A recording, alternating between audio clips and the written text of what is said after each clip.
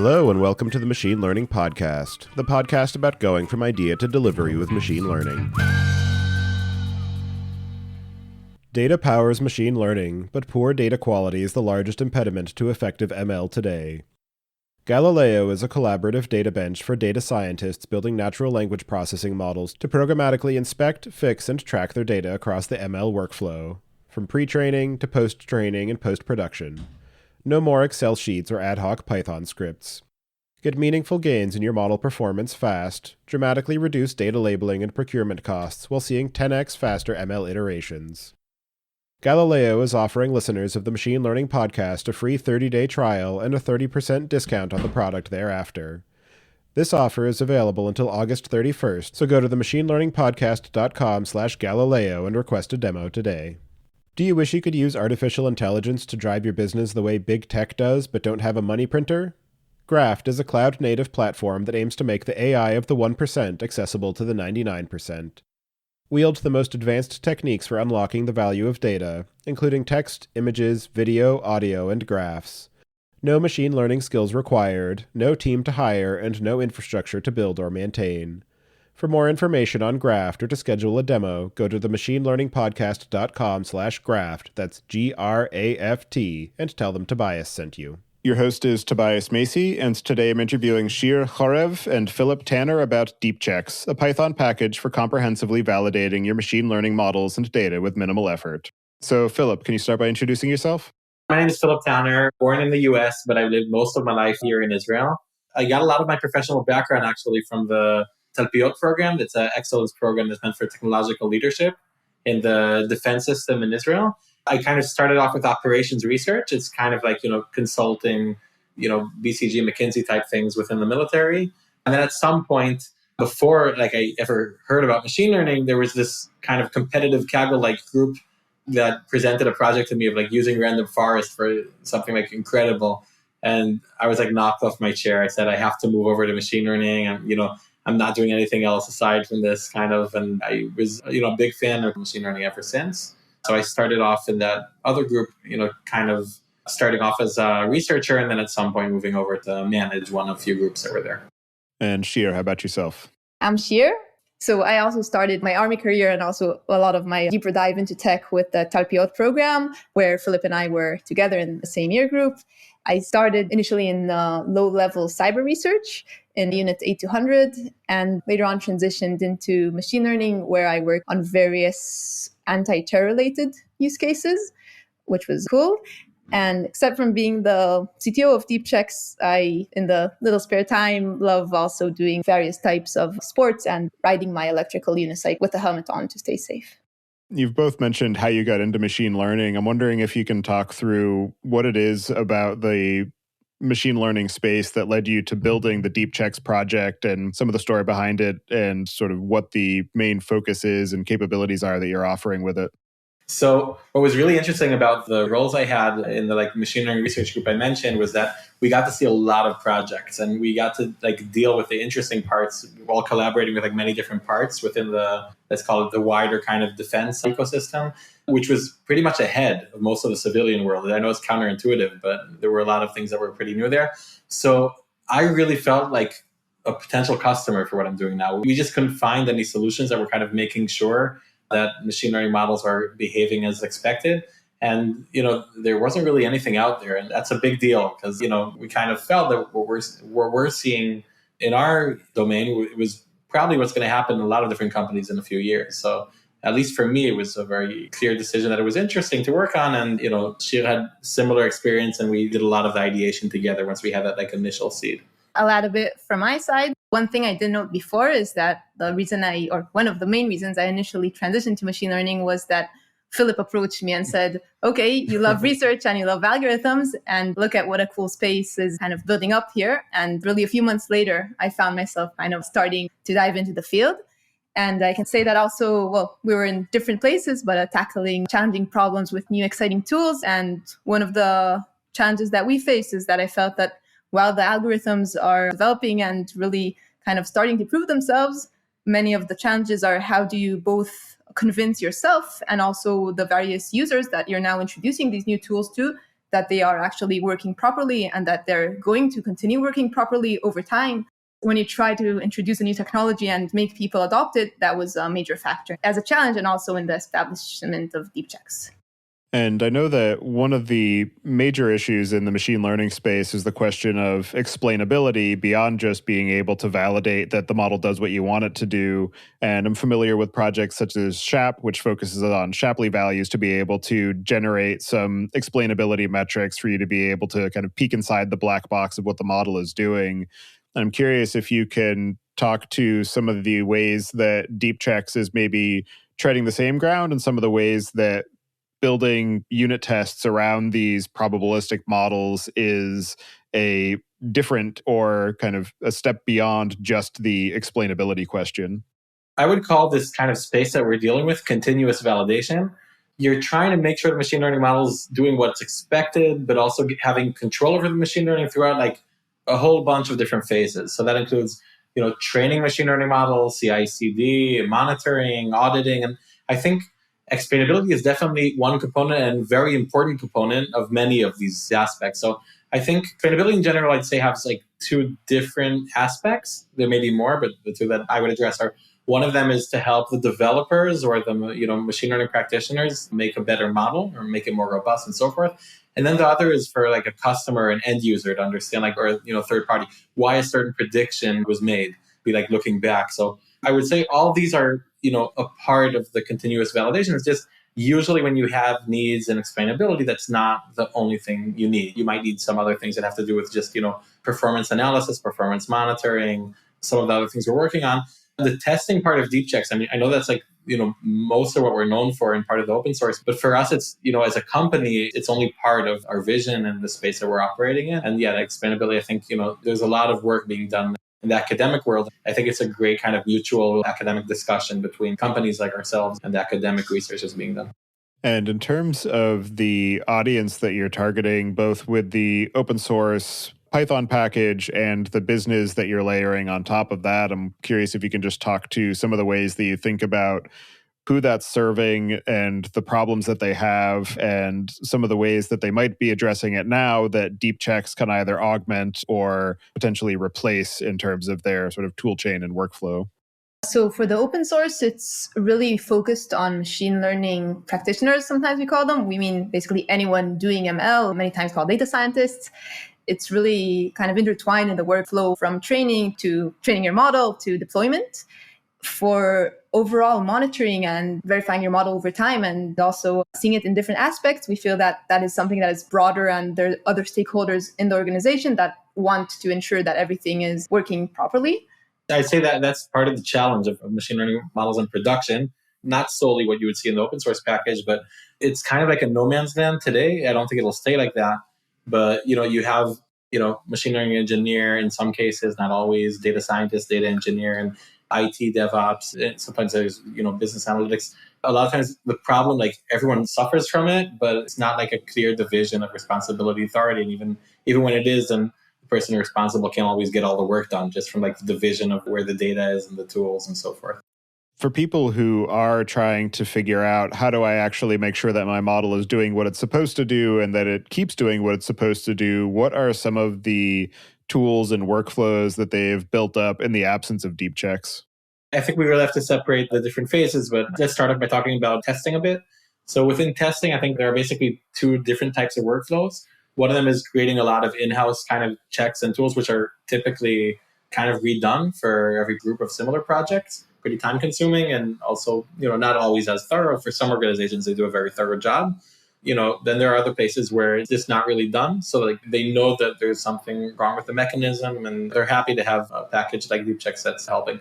For the machine learning monitoring part of it, I think it's really use case dependent. It's a huge difference if it's a high risk model and if the implications of what would it mean to all of a sudden have much lower accuracy or things like that.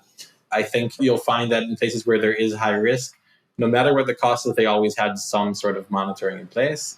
And then once they have monitoring in place for the high risk models, they'll also implement the same solutions for the other models. From the beginning, everything's low risk, and there's a higher variance, and it depends much more on the culture of the specific personas and maybe where they came from before that. A bit like in soft, the stakes is what really matters at the end. I think just that in machine learning, the methodology is much less developed. So it's kind of now gradually evolving.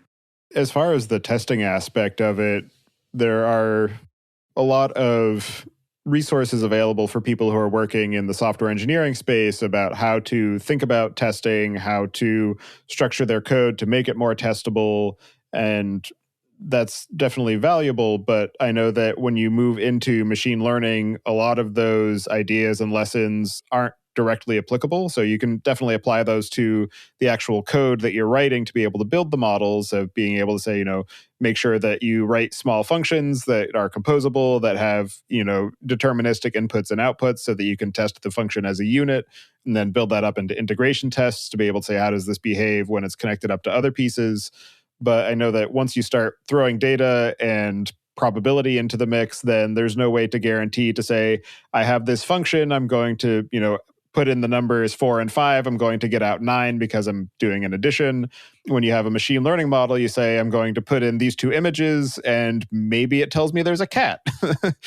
But, depending on how the model has been trained, what other, data or inputs it's processing, particularly when you get into the space of deep learning, there's no way to guarantee that you're going to get a specific value. You have to say, I'm going to accept this range of values, and maybe that range shifts up and down over time, or, you want to maintain a certain confidence interval and you want to maybe ratchet that down. I'm curious how you think about the overall space of testing for machine learning models and how it is distinct from the testing that people who have worked in software engineering might be familiar with. I think you covered lots of the major differences between these two worlds. And really, unlike in software, when we're kind of looking at components and gradually zooming out and trying to test the system as a whole, in machine learning, it's a bit more throughout the workflow.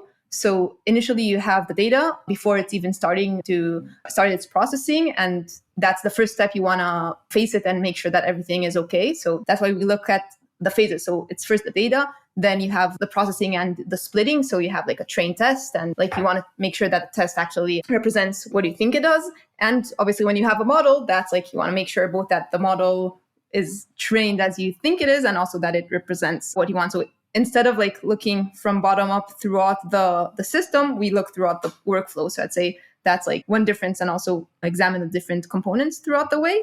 The types of tests themselves are very much affected by that, because instead of doing things like coverage testing, which we really want to check all the branches in software, this is something that we can't really do in machine learning. So we really want to look, for example, at test the worst case scenario and see what is actually happening there and is it reasonable, or trying to segment everything and see if there are specific areas which behave in a weirder manner, or in general trying to get like statistical analysis of the space and distributions and see if there are any outliers. So the way we actually look at it is, I'd say, probably a bit more algorithmic and statistically based, like the space itself.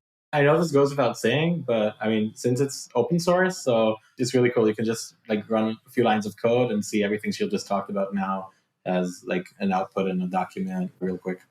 Another interesting aspect of testing is that in sort of traditional software engineering, there's this idea of test-driven development where you write your test first to encapsulate the functionality that you're trying to implement, watch it fail, build the logic that makes it pass, and then keep iterating on that. And I'm curious if there is any synonymous approach in building machine learning models and managing experimentation to say, maybe I want to ensure that I'm getting outputs of this type that are within this specified range, and now I'm going to build the model, train it, see what the outputs are, see, okay, well, maybe this failed, and then figure out why it failed, or it passed, and so now I'm going to go through another iteration cycle of experimenting in a slightly different direction, and just like how that idea of doing the validation in the process of writing the logic plays out as you're building these machine learning models. The main analog, in my perspective, is looking at the metrics and seeing, first of all, what is the first initial baseline we can achieve. And then that's kind of the zero assumption. And then does our model improve it? And then what is the minimal, what do we need to achieve in order for this model to be usable? I don't think it's the same process, but I'd say that's the way to approach it, from looking kind of from the end. I want this test not to fail. So I want to achieve the minimal metric I need in order to deploy this, and then look back. I think in test-driven development, what's interesting is when you speak to like senior developers or developers that are, very into what they're working on, everyone knows the term. When you go into teams and say, do you develop with, TDD? it's not that common to find a team that says this is kind of what I'm working on. Now, in machine learning, I think it's more important, actually. It's the bigger part of the process. And you'll see actually in machine learning teams, like the successful teams, or at least a large portion of the successful teams, you'll see that they don't use that terminology, but they do work like that. You'll see that everyone will sit down together and define the business KPIs and define, which different criteria have to pass for the project to be considered a success. And a lot of these teams have kind of tried working on projects without doing that first and see, a lot of problems come up. You could be working for 6 months and get to the point where it's a project that then the business is like, okay, I'm not sure we would have launched the project if we know these would be the results. So I would say the terminology isn't there, but the ideas definitely are, with some variations like Shir mentioned. Another interesting aspect of validation in the machine learning space is the question of guarding against bias in the ways that the model is interpreting your inputs and the logic that you're building in. And I'm curious if you've come across any kind of best practices or strategies for being able to write some of these validations to provide maybe counterfactuals to say, I'm going to feed in this input, I expect this type of output, but I'm also going to guard against, potential bias. So, some of the notable issues are in computer vision, where maybe a model is trained only on people of a particular ethnicity, and so then gets presented with a different type of imagery than what it was trained on, and it doesn't know how to handle it, or it completely misclassifies it. Or in the case of the kind of infamous Twitter bot that Microsoft released, they didn't really expect that, the internet is full of, bigots and, kind of bad behavior. And so we're not going to put in guardrails to make sure that it doesn't go too far down this, avenue.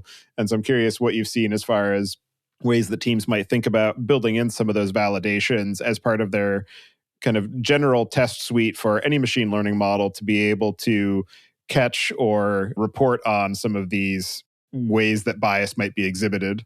Really important question, bias. And I think to some people, it feels like bias is just like another, interesting kind of lecture type thing. And, from some other people and some other populations, sometimes, these types of things, even without you knowing about them, really have a drastic effect on your life. And it's really crazy. And the more machine learning is going to be deployed, the more you might feel these. But from a engineering or professional point of view, I think I want to separate, two different use cases. One of them is structured data. The other is unstructured data. When you have structured data, then, there are some challenges. You don't want to just look at, gender or, a zip code or something like that and compare it to whatever you don't want it to be correlated to. You also want to look for hidden features. That's all kind of part of a process that, with enough manual work, then it is kind of clear how to do it, at least for a static data set. There are challenges that help you get it done also kind of continuously over time. But for unstructured data, I think the answer is pretty different. So if you have a language model that's been trained on, problematic corpuses or corpuses with some sort of bias, you might not know about it for a very long time. And these are huge challenges. And it's the same thing with images. The models can contain, because they're trained on these huge data sets that don't even fit in the RAM of the machine that's training it. It's really a challenge. And I think you definitely don't want it to cause some of these effects. And sometimes from the simple examples that in all these tutorials, it seems like you just do X and Y and Z. But I think it's really an ongoing challenge. There is definitely the academic challenge in improving the algorithms and finding better ways to do it. But there's also the challenge of implementing this in the real systems. And the more it's critical for, I wouldn't say for your business, but let's call it for the ethical or kind of responsible parts of the business that are associated with the models you're deploying, the importance of being good at it just increases. Not just towards, your revenue goal, but also towards, the kind of corporate responsibility. The other interesting aspect is the question of correctness and what that means in different contexts, where if you have a machine learning engineer who's very familiar with the algorithms, but not necessarily a subject matter expert of what they are working with, how they might pair with the existing subject matter experts or the business owners who have a particular objective for this machine learning project, to understand, what does correctness mean, given the fact that you are dealing with inherent, improbabilities or probabilities, and you need to be able to understand within what parameters is this actually correct and is this correctness acceptable? I think I'd split it into two. And one is, are the things I'm checking for correct? So, for example, I think this also connects to the previous question. Like in some use cases, we can actually check, like do a performance evaluation and see how the performance is in different demographics. Do we do this or not? This is more an issue of methodology and how comprehensive we actually check the performance of our model. But we can say one aspect is kind of we have specific targets and how deep do we check them. I think another aspect, which is very much domain specific, is really what is considered correct in this domain. So for example, if I have a healthcare use case, obviously my restrictions or like my boundaries on the metrics I'm trying to achieve would be very, very different in how sensitive I am to mistakes, for example, than if I'm working on a marketing use case in which I'm trying to optimize kind of the overall. And it's okay that if I have some areas which are performing a bit worse because I really care about the broader picture. It's really an issue of defining in the domain what we need to achieve in order to be correct for us. Digging now into the Deepchecks package, I'm wondering if you can talk through some of the ways that it's implemented and some of the architectural decisions that you baked into it and how that plays into the different types of machine learning or the different machine learning frameworks that somebody might be using it with. There's different ways to address this question. I think I'll start with one way that connects to the previous question, and that is that I think one of the challenges is really to make sure we check the model and the data from lots of different scenarios or different perspectives. And one of the things that we feel, and it's also the feedback that we've been receiving from our users, is that the fact that they're now able to run with really minimal effort so many tests, both on their data and the splits and the model and performance in different segments and different metrics and comparing it to a baseline. So really lots of different things that are relevant in the context of machine learning is something that's more kind of how to address in general the notion of testing in machine learning. Talking about the structure of the package itself. Maybe before the structure, just like in how it's used, I'd say there are like two main use cases. One of them is for the package, work with online and so forth, for excluding what we'll release in the future. There's working during training where it's like within a notebook or with an ID. And then there's doing it within the CI/CD, which is, typically it can be integrated with a lot of different tools, but like pretty much any tool that has a sort of process of saying go, no go. So Airflow, I think, is a great example for that. But I think just in terms of the structure, so we have a few different terms, maybe, let's call it the checks, conditions, and then suites. So the idea with each individual check is one of the things that Shir mentioned earlier. Like, let's look for, is there a big difference between the distribution of training data and test data, which, you can use those names even with something that isn't training test, but like, two similar data sets. Then these are united together in a suite, which is very, very much like in software, having test suites. Conditions are kind of, what you get. These checks a lot of times will give a histogram or a number or something like that. And then the condition is kind of what will make it fast or pale, what turns it into a binary output. The idea was to build a framework that both has quite a lot of logics built in. So without a lot of coding, you can already receive many results. And on the other hand, can be easily both extended or customized to really address the different parameters that are relevant for your space. We took it both ways and get inspiration from various testing frameworks for software. Given the fact that there is this sort of a dichotomy in the machine learning space between people who are doing, what some might call simple, in air quotes, definitely not simple, but sort of linear regression models versus the folks who are all in on deep learning, massive neural nets. I'm wondering how that breaks down in terms of how you need to think about building a package that can address those different approaches, or if at the end of the day, because it's all code and math, it, boils down to the same types of information that you're trying to collect. Yes, I think what's really interesting, like for us at least, as the maintainers of the package, is kind of the API or how you call these different functions and what they look at. But we're doing our best to have the closest thing as possible to one single look and feel of our package. We have different submodules. So, we have tabular data, which is in place, and, we're already at 1.0 with that. For computer vision, we're in beta. We'll have for NLP and so forth in the future. We're aiming for the experience to be pretty similar and so forth. Now, just in terms of where machine learning is going, I think that's like a very interesting question, because I think it was pretty standard until a short time ago that, XGBoost is pretty much the best for almost everything tabular. And then, of course, it's CNN. That's the best for computer vision, and then, LSTM for, dealing with NLP, but in some cases kind of splitting into features. This is kind of changing. I think there are a lot of question marks about a lot of those. We're starting to see definitely transformers for NLP, but transformers are, at least starting to bite in tabular data use cases and also computer vision use cases. I don't think we know yet what's going to be like the dominant model in each one of these use cases in 3-4 years. But for the foreseeable future, we think machine learning practitioners will be working with multiple types of data sets, multiple types of models, and we want everyone to be able to use Deepchecks. It does affect and prioritize some of our checks sometimes because, for example, many times for computer vision related use cases, data labeling is a bigger challenge, for example, than for tabular. So understanding things like which images am I performing worst on, and then maybe verifying their labels or relabeling them, or maybe kind of labeling new images, that's a challenge that's relevant for improving your model and less relevant, for example, in tabular. So I'd say it has kind of a meta effect on the package, but it's not really a direct one. Predabase is a low-code ML platform without low-code limits. Built on top of their open-source foundations of Ludwig and Chorev, their platform allows you to train state-of-the-art ML and deep learning models on your datasets at scale. The Predabase platform works on text, images, tabular, audio, and multimodal data using their novel compositional model architecture. They allow users to operationalize models on top of the modern data stack through REST and PQL, an extension of SQL that puts predictive power in the hands of data practitioners. Go to themachinelearningpodcast.com/Predabase today to learn more. That's PREDIBASE.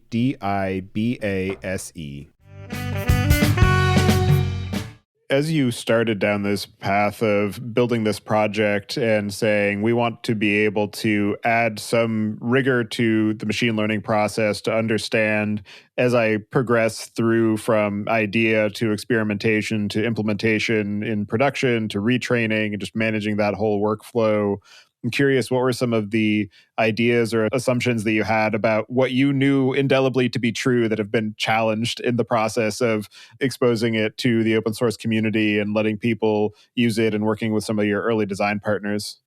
So something, I don't know if it's surprising or not surprising. I think surprising for us as, developing an open source package for the first time, but probably for people experienced in open source, it wasn't that surprising, is how central README, documentation, and so forth are. It's crazy. Even though if you think, people are smart, they'll dive into the code and so forth, they have a lot of great packages out there that they have to see and kind of chew and so forth. And it's really make or break for some of our users if they can get exactly what they need very quickly from the documentation and from the README.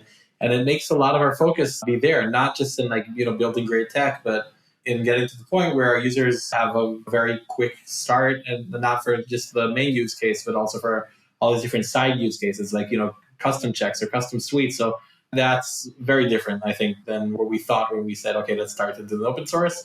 There are, of course, many other things that we've learned while building it there. It's a combination of many, many, many mini projects. But I think that's the largest one for me, at least. One thing I noticed throughout the process of working in Deepchecks and also working with customers on monitoring use cases is, it kind of changes between time, but sometimes I think initially that we were many times surprised from very, very simple checks giving lots of value because they just find things that you wouldn't, it's kind of trivial that, okay, that was probably tested for, but no, actually it wasn't, and it just popped up here. And once you really check it from lots of different angles, then you find these new things. Again, from the other side, of course, once we actually expand it into the more research areas, then also the kind of deeper algorithmic insights were the ones that also gave lots of value. So it's kind of some balance that we eventually reached. The simpler the test that you failed, the more trouble you're in.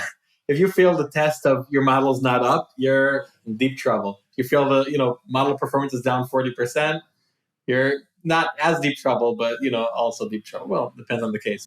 If you pass all the simple tests and then you have some model confidence in a sub-segment type test that you fail in, that's great. you should fix it, but you're in better shape than some other folks. So talking through an example workflow for somebody who is adopting Deepchecks for being able to incorporate into their model development and deployment process, what is the actual process for identifying the types of checks that you want to use, building your own checks, incorporating it into your code, and just the overall steps from, I've recognized that model validation and testing is something that I need to do, and now I've got my model deployment and code and sort of the overall workflow fully instrumented using Deepchecks? One thing is that we see testing as something that is really valid throughout the life cycle of development. So it's actually once you already have your data, you can start validating it. And also once you train your first model and then you train a better model. So it's really an ongoing process. And regarding the adoption of Deepchecks in that process, we try to also build it in a way in which you can initially just run a specific suite for your use case. So for example, for data integrity or for evaluating your model. And then when you both look at the implemented checks and also think about your scenario and what are the additional things that you want to check, that's the phase where you dive in and add a specific condition or customize the check parameters to really tune it after you saw kind of what's relevant and what things are missing. So we give you the template, and from there you should do the process and really extend it. And in some cases also probably use it in additional projects like in your company. So if you have some domain specific checks that you've developed and hopefully also contributed to the package, then you can also reuse them in new use cases when you start working on them. The comparable I would look at is unit testing. So like, when do you need to run a unit test? I think it's kind of pretty clear, but it's also pretty clear that it's frequent. So the main difference is that people know what unit tests are. And then once you kind of know what the capabilities are and what could be tested there, then there's some sort of common sense in the process. When should I run it? The difference about Deepchecks and in general, machine learning validation or testing is it's not so common. It's not yet, well known. The terminology isn't there yet. So I would kind of separate the two phases. One of it is we want the first few usages of Deepchecks to kind of show the users what the possibilities are. So we'll prefer to be more thorough and show more options. But then, as you start to develop the healthy machine learning culture and not just like the kind of cool demo type of POC culture, then, we think a lot of the work is kind of much more customizing, changing the checks, changing the suites, and just fitting it to the culture of what you mentioned earlier, kind of like test-driven development, but let's call it maybe test-driven machine learning.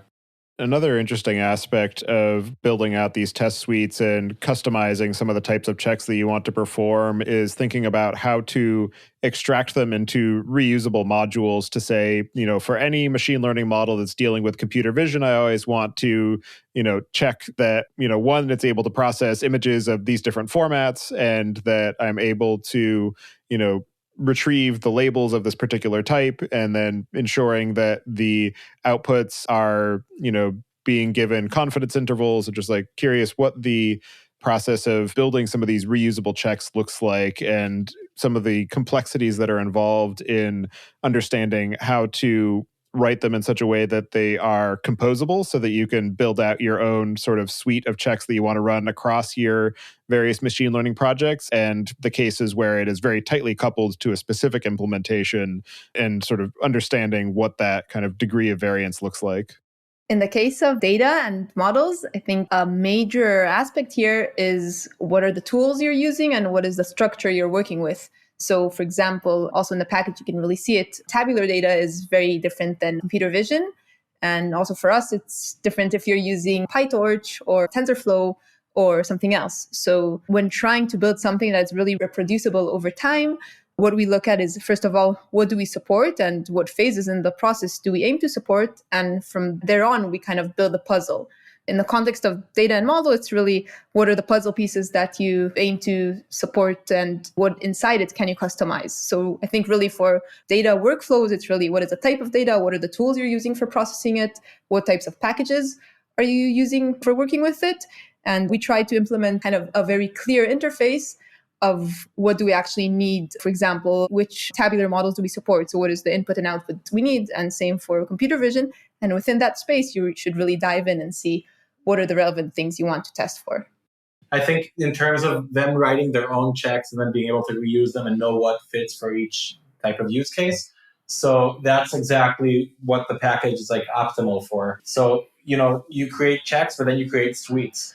In our mind, suite equals use case. Each suite is optimized for a specific use case. And then you don't have to rethink what's there, which checks you need and kind of have some sort of Excel or list or Jupyter Notebook. You just have kind of a suite object. That's exactly the design of the package. We did feel that many teams are having the challenge of, while they are trying to thoroughly check their model, they're not necessarily transferring the information or the implemented code. And once you have the structure, this enables you to do it in a much more efficient manner. The other interesting avenue to explore is the question of using this in a team context where for software engineering, you will typically have your tests execute on every commit to the main branch. So you've got your CI/CD pipeline to make sure that your tests get executed, that if it fails, it doesn't go into production. And even in the supposedly deterministic world of a software project, there are the risks for, flapping tests where it, might randomly decide to pass or fail depending on timing issues or, various other types of indeterminism. And I'm wondering how you've seen folks approach that question of reducing the kind of flapping test case where you want to make sure that your confidence intervals are dialed in right so that it doesn't randomly pass or fail, but also doesn't pass erroneously, and how they think about this kind of CI/CD question of making sure that when I augment this model, it goes through and runs this full test suite and being able to manage some of the kind of additional cost that's involved in what can sometimes be a very lengthy training process to make sure that get a model that is testable and can pass these validations.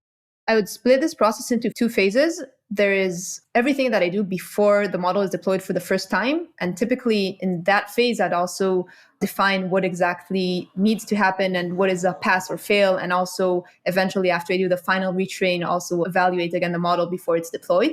And once it is already deployed, and depends on the use case, but it's probably retrained in a certain amount of time, then everything is already defined. And then the models, if something pops up, I can possibly redefine the boundaries or manually inspect and see what's going on there. Generally speaking, I would say that the process is really every time I retrain and every time I want to do something kind of semi-autonomously. So let the model kind of deploy and trust that it's okay. And now digging into the commercial aspect of what you're building, we're speaking to the open source project. I'm wondering what are some of the additional capabilities and services that you're layering on top of the open source project and how you think about the governance and sustainability aspects of the Deepchecks, the package, and balance that against the business needs of Deepchecks, the business. In general, we're an open core company. That means, our focus is definitely the open source. And what we really care about is giving a quality product to the community. And we realize most people using Deepchecks won't pay, and we're completely fine with that. And that's the way we're aiming. We're building the community and the user base in a way that the sheer numbers are enough so that even if, some of the users pay, then that's enough for us. So typically, it makes sense for some of these companies to engage with us, either, when they're a company that needs more governance and features that have to do with the governance for the models themselves. So that could mean, if you're doing monitoring, then you're not just monitoring only to be able to like the scientific aspect, but you want to be able to have control over, who's in charge of which model and so forth. The other side is companies that are, in production, not just in training phase. So they have typically, companies will start when they have between 1 and 5 models in production, depending on a few different characteristics. For those types of companies, then, it's performance monitoring, drift, things like that. But while we're integrating with, different types of databases, have a few different deployment options, it's built in a way that they would expect to use as an enterprise offering.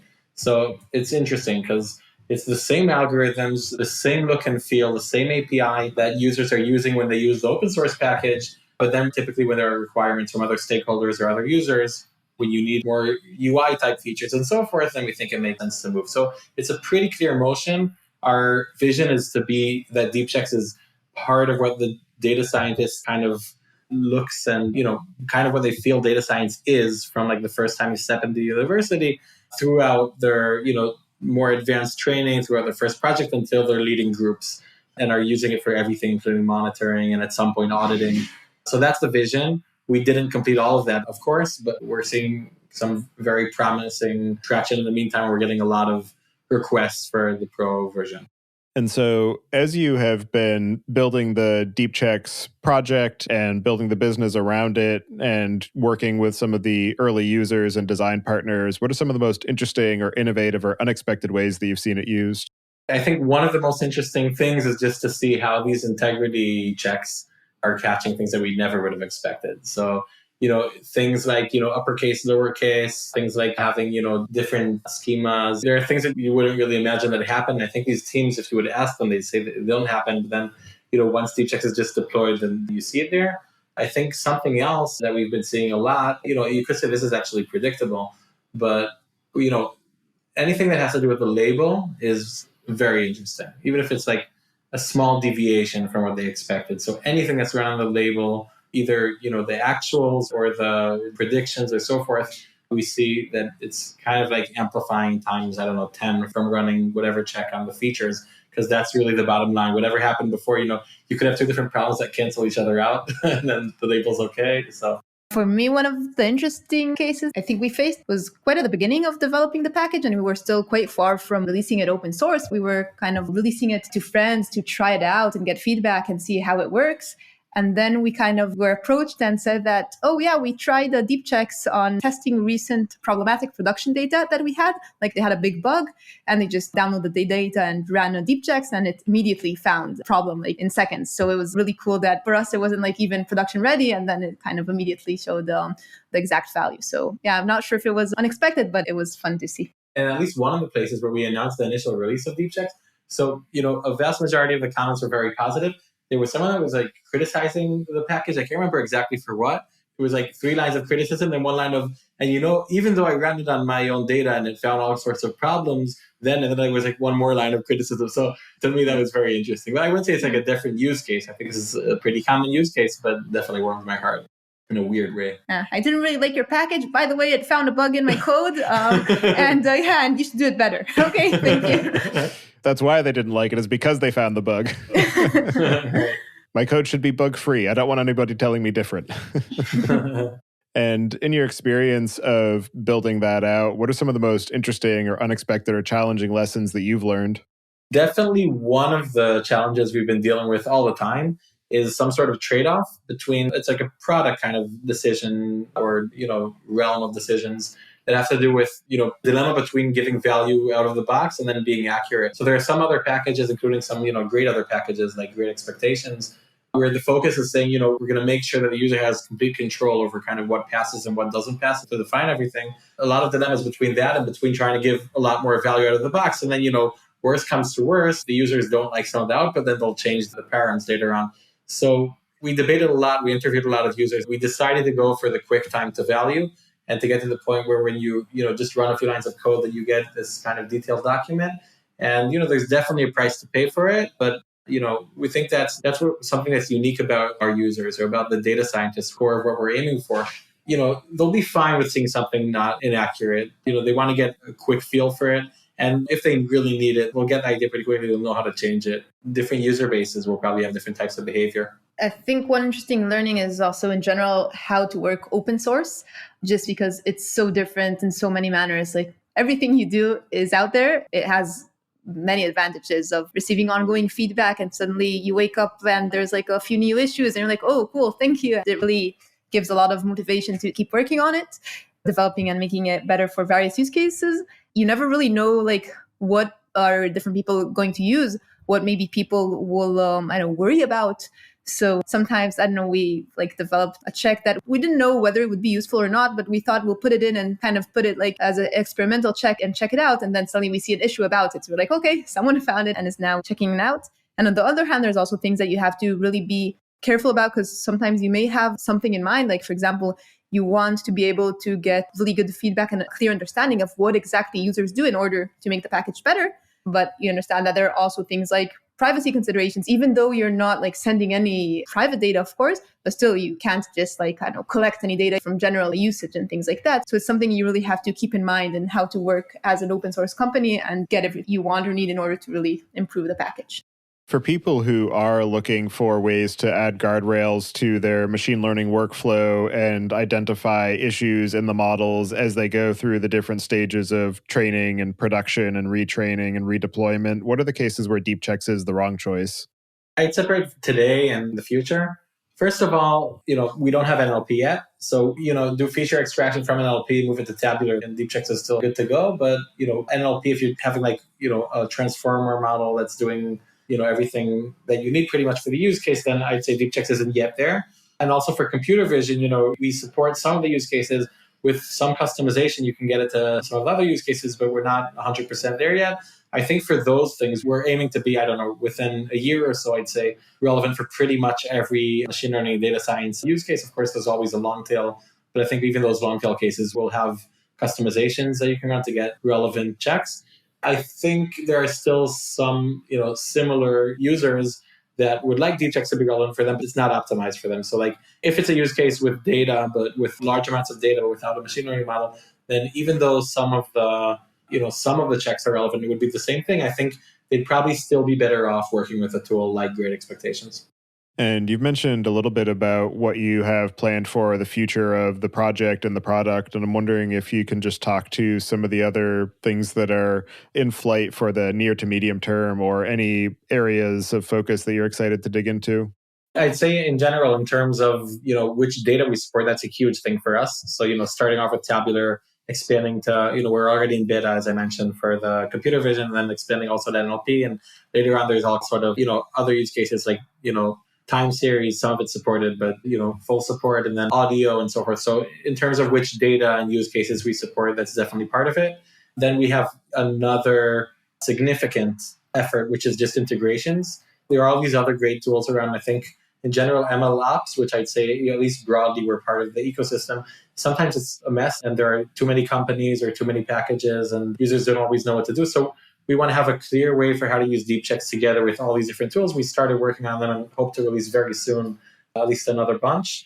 And then I'd say the third effort is on expanding from the open source, what we call continuous validation. So it's testing, CI/CD, monitoring, and auditing, where they all share the same algorithmic core.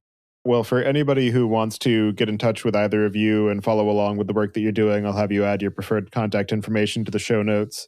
And as a final question, I'd like to get your perspectives on what you see as being the biggest barrier to adoption for machine learning today. So I always thought that the biggest barrier is overcorrection from management. So you start working with a machine learning model, it's not good enough, it has some sort of problem. So then instead of saying, okay, let's continue to work on it, you just say, I've had it. For our use case, it's better to work without machine learning. And that could be a huge mistake, because if your competitor or a similar company was more persistent and managed to kind of break the barrier, you could realize 3 years after that, okay, we should probably transfer over. And that's huge. It's moving the whole tech stack. I think definitely, some of the reasons for getting to the point where you have overcorrection has to do with the space that we're dealing with, machine learning validation.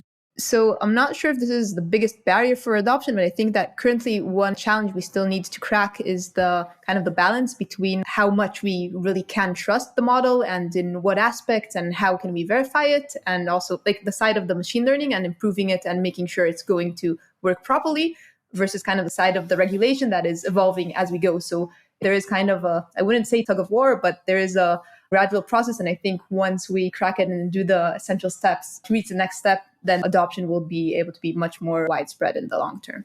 Well, thank you both very much for taking the time today to join me and share the work that you're doing on Deepchecks. It's definitely a very interesting project, an interesting business, and a very valuable problem domain to be able to focus on to help support the machine learning community. So I appreciate all of the time and energy that the both of you and your team are putting into that, and I hope you enjoy the rest of your day.